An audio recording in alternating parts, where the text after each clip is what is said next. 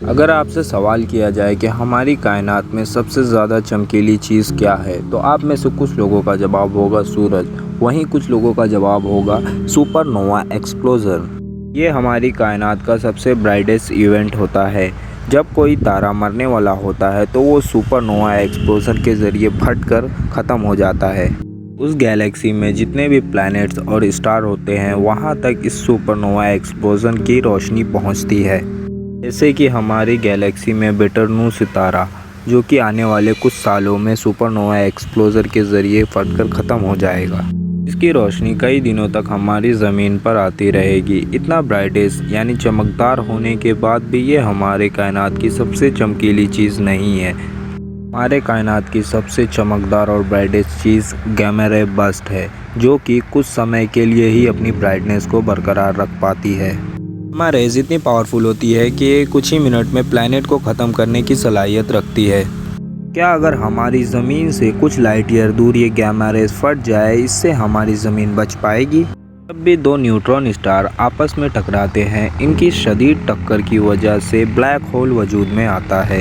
इसी दौरान रिलीज़ होती है powerful gamma rays. Gamma rays के निकलने की और भी वजह है। जब कोई ब्लैक होल किसी स्टार को निगलता है, तब भी ये गामा रेज़ रिलीज़ होती है।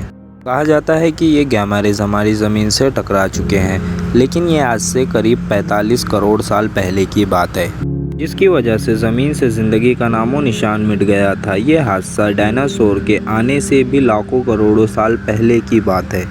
अगर आज के समय में ये गामा रेज़ हमारे ज़मीन पर पड़े तो क्या हम महफूज रह पाएंगे? ये डिपेंड करेगा कि गामा रेज़ हमारी ज़मीन से कितनी दूर पड़ रही है। ये धमाका हमारी ज़मीन से 3000 लाइट ईयर दूर होता है तो ये इतना ख़तरनाक नहीं होगा। से ये धमाका इतनी दूर होने के बाद भी हमारी ज़मीन गामा रेज़ बर्स्ट को काफ़ी हद तक कैप्चर कर लेगी। इस केस में सबसे ज़्यादा खतरा अगर किसी को होगा तो वो इंटरनेशनल स्पेस में मौजूद सैटेलाइट को होगा। बर्स्ट के टकराने के कुछ ही सेकंड बाद हमारे सैटेलाइट ख़राब हो जाएंगे, जिसकी वजह से हमारा इंटरनेट भी बंद हो सकता है। लेकिन इसे ठीक करने में इतना समय भी नहीं लगेगा, और जो गामा रे बर्स्ट हमारी ज़मीन से टकराएगी उसे हमारी ज़मीन की ओजोन लेयर संभाल लेगी। लेकिन अगर ये गामा रे ब्लास्ट हमारी ज़मीन से 500 लाइट ईयर दूर होता है तो इसके नतीजे बहुत ही ख़तरनाक होंगे। इस बार रेडिएशन की इंटेंसिटी इतनी ज़्यादा होगी जिसकी वजह से हमारी ज़मीन की ओजोन लेयर ख़त्म हो जाएगी।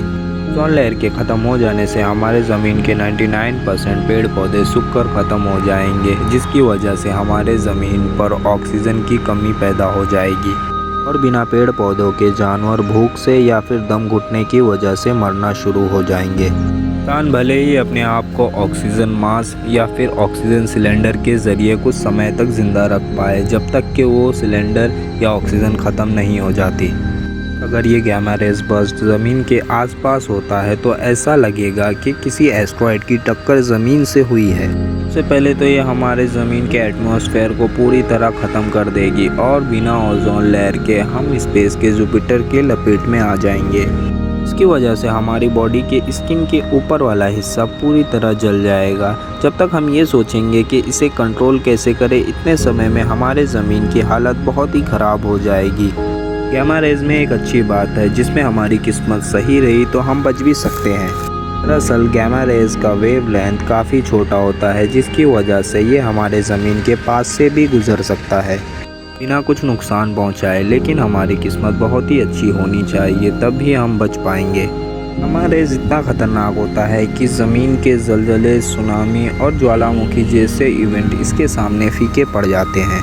इससे अगर ऐसा कुछ हुआ भी तो ज़मीन से बाहर मौजूद सैटेलाइट इसे डिटेक्ट कर लेंगे और हम तक इन्फॉर्मेशन पहुंचा देंगे कि बहुत ही जल्द ज़मीन का सामना गामा रे बर्स्ट से होने वाला है। लेकिन ये जान के हमें कोई फ़ायदा नहीं होने वाला, क्योंकि ऐसे हादसों से बचने के लिए हमारे पास कोई रास्ता नहीं। जैसे ये ज़मीन के नज़दीक आएगा, फोटोन पार्टिकल्स ज़मीन की ओजोन लेयर को ख़त्म कर देंगे और फिर ये फोटॉन्स केमिकल रिएक्शन करना शुरू कर देंगे, जिसकी वजह से हमारा एटमॉस्फेयर धुएं से भर जाएगा और फिर इसमें मौजूद जितने भी कॉस्मिक रेडिएशन हैं, इनसे बच पाना नामुमकिन हो जाएगा।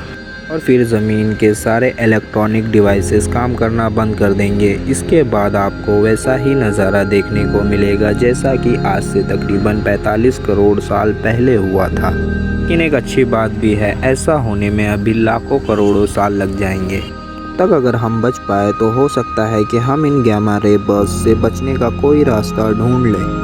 तो दोस्तों, उम्मीद करता हूँ आज की वीडियो आपको पसंद आई होगी। पसंद आई है तो लाइक करके अपने प्यार का इज़हार ज़रूर करें। आज की इस वीडियो पे हम एम रखते हैं 350 लाइक का, तो फटाफट लाइक कर दीजिए। किसी भी टॉपिक पे वीडियो पाने के लिए हमें कमेंट में ज़रूर बताएं। शेयर करें हमारे चैनल को अपने फ्रेंड्स एंड फैमिली के साथ। सब्सक्राइब ज़रूर करिए। चलिए विदा लेता हूँ, फिर मिलेंगे किसी इंटरेस्टिंग वीडियो के साथ। तब तक के लिए bye bye and good luck. Thank you for watching.